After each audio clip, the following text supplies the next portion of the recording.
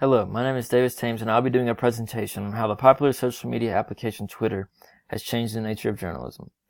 First, I'm going to start off with some history of the app itself. Twitter was released to the public in July of 2006. It got its start as a communication app where users posted daily updates or sent tweets to friends and followers. As time went on, it evolved into a place where journalists could inform their followers without having to go through the major news outlets. Next, I'll go over some common Twitter vocab.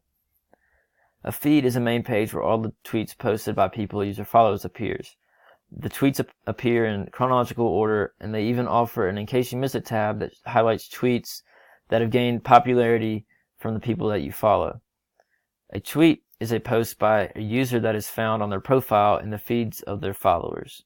A retweet, and that icon is shown to the left, is a reposting of another user's tweets on the retweeter's page that acts as a tweet. A like, and that icon is to the right, is a way to agree with a post but does not appear on the liker's page, but it appears on the liker's profile under a liked tweets tab. A hashtag is a catchy one-liner or phrase that one can attach to a tweet to reach a specific community on a similar topic.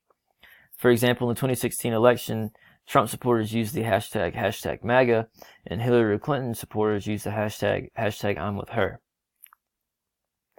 Next, I'll be going over some Twitter statistics.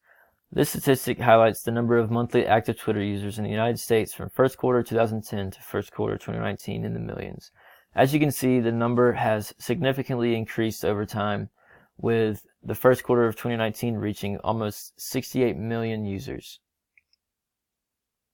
Next, I'll be going over types of social media regularly used by journalists in the United States in 2016.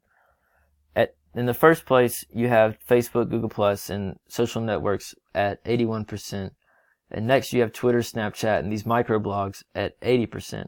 While this statistic was made in 2016, I believe that Twitter has now surpassed Facebook and other social networks in 2019 to be the most regularly used by journalists to inform the public. Next, I'll be going over Axel Brun and Gene Burgess's 3 uses of Twitter. They separate these 3 uses into first-hand reporting, ongoing discussion and instant evaluation, and broader commentary. First-hand reporting is the reporting of news in real time live at the scene. It's the closest to the truth because it dictates the events and the facts that are unfolding right at the moment. And it informs the infected citizens quicker than any news outlet would, with a special update later on in the afternoon or later on that night. Ongoing discussion and instant evaluation. This involves sharing, marking, and evaluating content to gain universal knowledge on the subject. It involves instant commentary and battles in the reply section through one side of the argument to the other. And it also extends conversation through the sharing of additional links to related news article on the same event that is going on. Broader commentary. Broader commentary is basically the irrelevant replies that happen in a thread of a popular news tweet.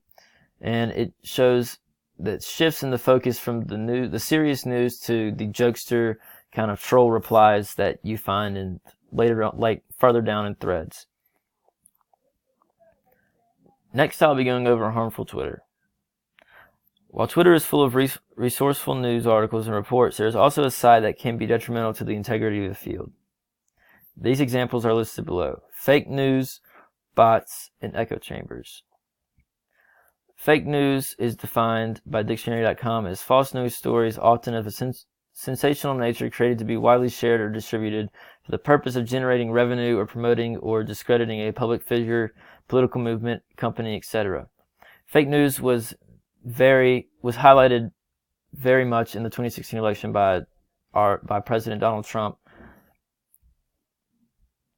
Bots. Bots are automated Twitter accounts that help spread bogus articles and misinformation as defined by Maria Timming.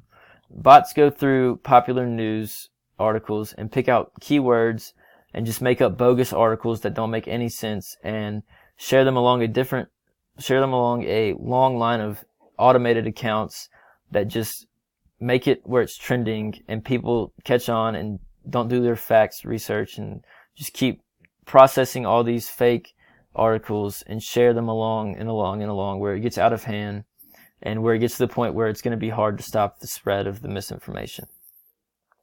Echo chambers. Echo chambers are a situation where certain ideas, beliefs, or data points are reinforced through repetition of a closed system that does not allow for the free movement of alternative or competing ideas or concepts as defined by Technopedia.